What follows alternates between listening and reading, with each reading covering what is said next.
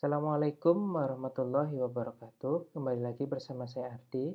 Pada kuliah kali ini, saya akan mencoba membahas mengenai otot, khususnya otot manusia. Tujuan perkuliahan ini ada dua, ya.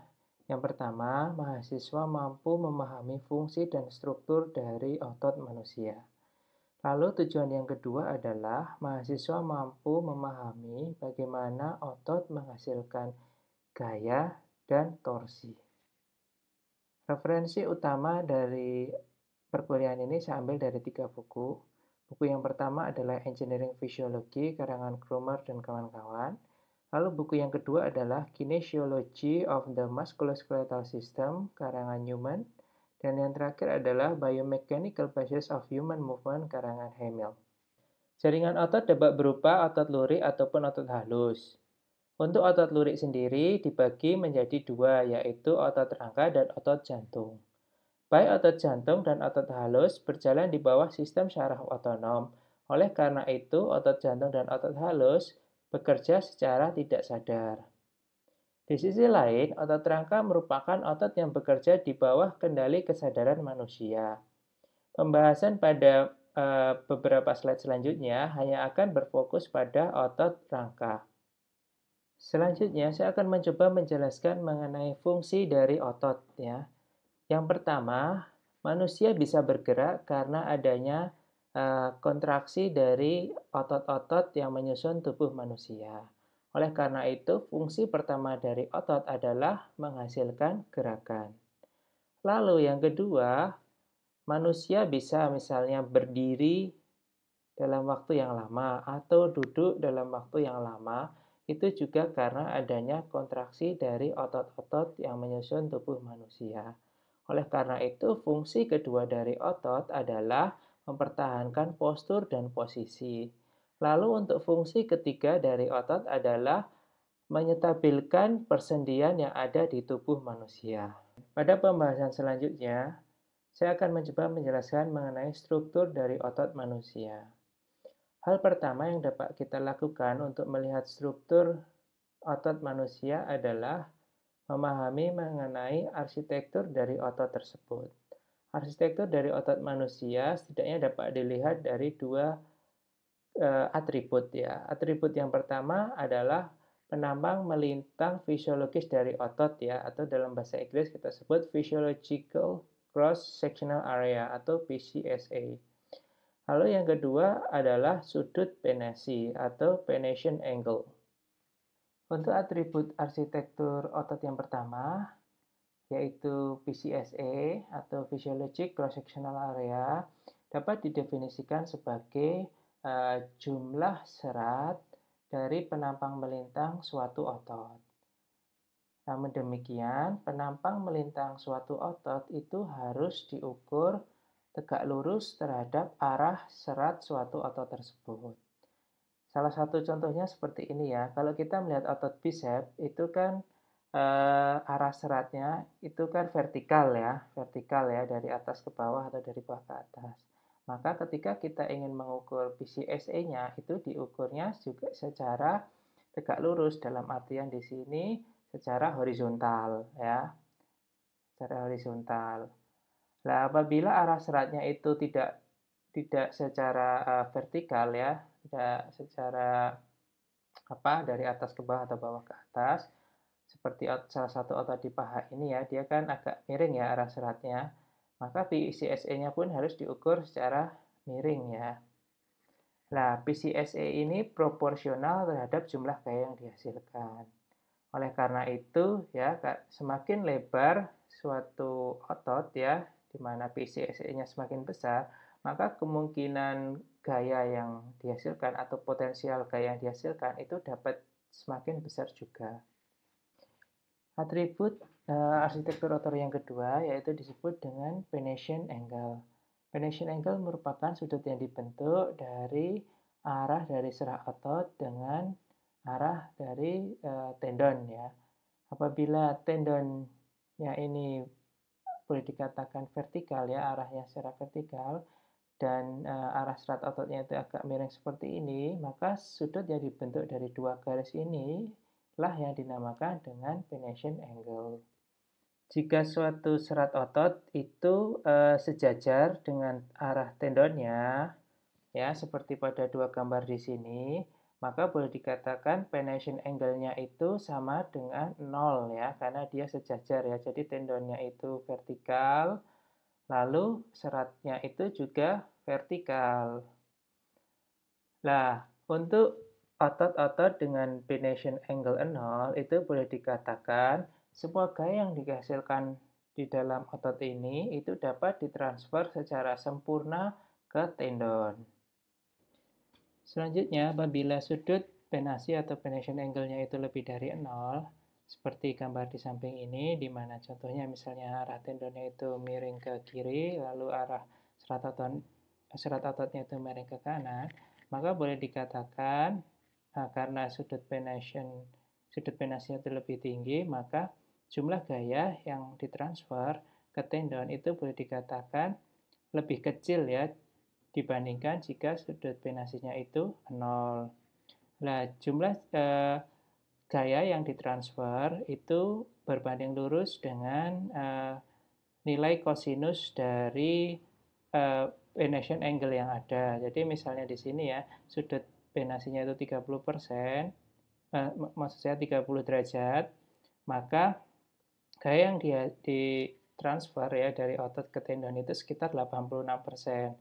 Karena mengapa? Karena nilai kosinus dari 30 derajat itu adalah 0,86. Selain arsitektur dari otot, maka ketika kita berbicara mengenai struktur dari suatu otot, hal lain yang perlu kita pertimbangkan adalah mengenai jenis dari serat otot. Ya. Jadi setidaknya ada dua jenis serat otot ya. Yang pertama disebut slow twitch muscle fibers atau tipe 1. Yang kedua adalah fast twitch muscle fiber atau serat otot tipe kedua. Untuk jenis serat otot yang pertama yaitu slow twitch fiber atau serat otot tipe 1 merupakan jenis serat otot yang bersifat oksidatif ya.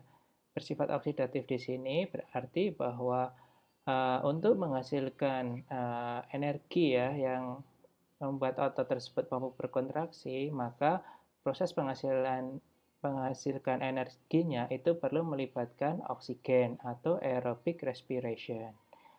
Jenis serat otot ini biasanya berwarna merah ya, karena adanya kandungan mioglobin yang tinggi pada jenis serat otot ini. Lalu jenis serat otot ini memiliki waktu kontraksi yang relatif lambat ya kalau kita lihat di sini. Dibandingkan jenis serat yang lain, maka dia itu waktu kontraksinya itu relatif lebih lambat ya. Oleh karena itu, dia itu cocok ya digunakan untuk aktivitas dengan intensitas yang rendah namun dalam durasi yang lama. Nah, biasanya atlet-atlet ya endurance atlet ya seperti pelari maraton itu memiliki jumlah serat otot tipe pertama ini dalam jumlah yang banyak. Satu hal yang belum saya jelaskan mengenai jenis serat otot ini adalah karena dia itu memiliki waktu kontraksi relatif lebih lambat, maka jenis serat otot ini itu tidak mudah fatigue ya, tidak mudah menurun ya performanya, berbeda dengan jenis serat otot yang lain. Oleh karena itu ya seperti saya sebutkan sebelumnya, bahwa jenis serat otot ini merupakan ya sangat cocok untuk aktivitas dalam waktu durasi yang lama, namun intensitasnya itu tidak terlalu tinggi. Untuk jenis serat otot yang kedua itu dinamakan dengan serat otot tipe 2 ya. Jadi untuk jenis serat otot tipe 2 ini ya atau fast twitch fiber itu kebetulan masih dibagi juga menjadi dua ya. Yang pertama itu adalah tipe 2A atau intermediate twitch fiber atau dia itu jenis serat otot antara ya yang berada di tengah-tengah. Lalu yang jenis kedua itu tipe 2B yang benar-benar fast twitch fiber. Untuk yang tipe 2A itu untuk menghasilkan energi dia itu melalui proses yang bersifat oksidatif dan juga glikolitik. Lalu untuk yang tipe 2B itu dia murni glikolitik. Nah, proses glikolitik itu apa? Jadi proses glikolitik itu proses untuk menghasilkan energi, di mana untuk menghasilkan energinya itu didapatkan dengan cara memecah glukosa, sehingga proses penghasilan energinya itu didapatkan dalam waktu yang lebih cepat ya dibandingkan proses oksidatif yang bersifat aerobik. Nah, untuk tipe yang kedua, maksud saya tipe 2A atau intermediate twitch fiber ya, karena dia itu antara, jadi boleh dikatakan warnanya itu masih merah ya, bukan putih seperti tipe 2B. Lalu karakter twitch-nya itu dia itu boleh dikatakan berada di tengah-tengah ya. Dia itu kontraksinya itu tidak terlalu lama, tidak terlalu cepat ya. Tetapi kalau dibandingkan slow twitch itu memang dia itu lebih cepat. Tapi kalau dibandingkan fast twitch dia sedikit lebih lambat. Lalu untuk tipe 2B ya yang dia itu benar-benar fast twitch fiber ya.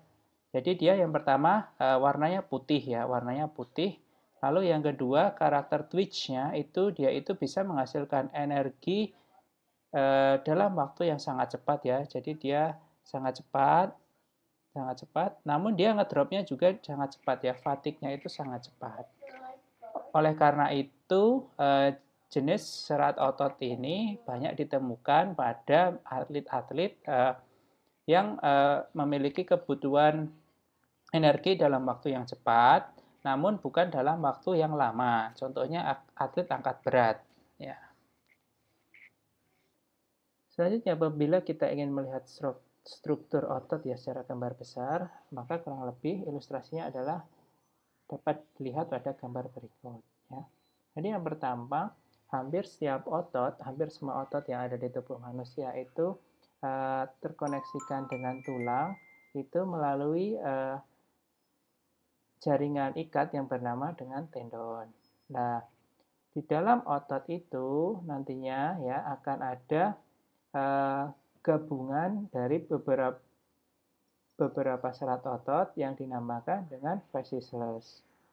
Lalu ya di setiap serat otot itu nantinya akan ada banyak sekali myofibril. Nah, di dalam myofibril nantinya akan ada unit terkecil ya. Dan unit itu bertanggung jawab atas kontraksi yang terjadi di otot ya, atau proses kontraksi yang ada di otot untuk menghasilkan gaya. Nah, unit kontraktil ini dinamakan dengan sarkomer. Nah, di dalam sarkomer itu ada setidaknya dua elemen yang penting ya, yaitu yang pertama disebut dengan aktin ya. Aktin di sini filamen yang tipis, lalu ada filamen yang tebal dinamakan dengan miosin.